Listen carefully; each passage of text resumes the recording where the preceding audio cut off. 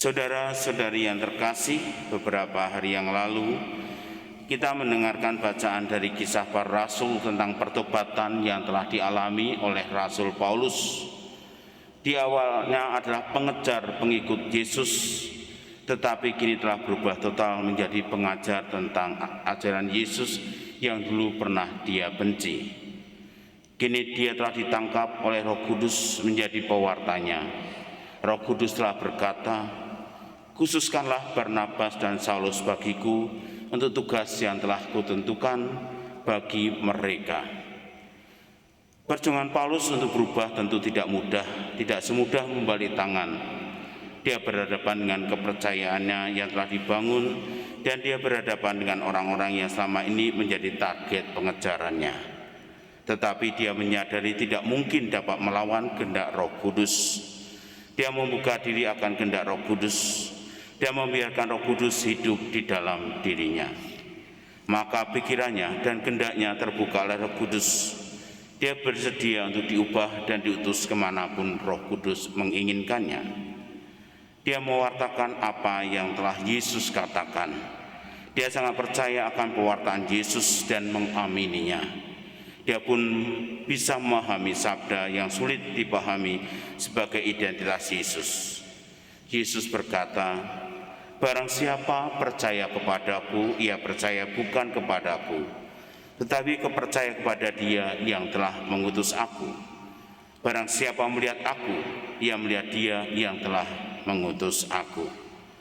Kata-kata ini menunjukkan bahwa Yesus dan Bapa adalah satu. Tidak ada perbedaan di antara mereka.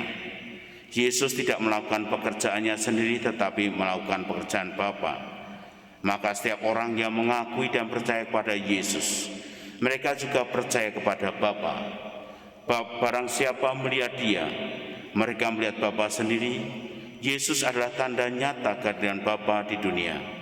Dialah sabda Bapa yang menjadi manusia dalam peristiwa inkarnasi ini. Tanda persekutuan Yesus dan Bapa di surga juga terungkap dalam kata-kata pada bagian akhir dari pewartaan Injil ini. "Sebab bukan dari diriku sendiri aku berkata-kata, tetapi Bapa yang mengutus aku, Dialah yang memerintahkan aku untuk mengatakan apa yang harus aku katakan dan aku sampaikan."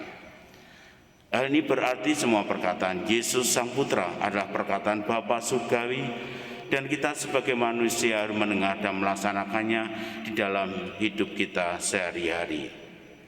Saudara-saudari yang terkasih, seperti yang dilakukan oleh Paulus dan apa yang telah disabdakan oleh Yesus sendiri, maka kita semakin percaya akan Allah yang hidup di dalam diri kita.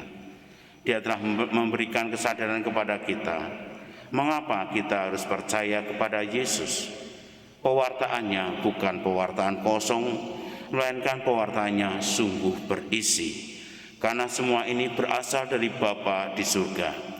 Kita diajak untuk memahami apa yang dikatakan oleh Yesus sendiri.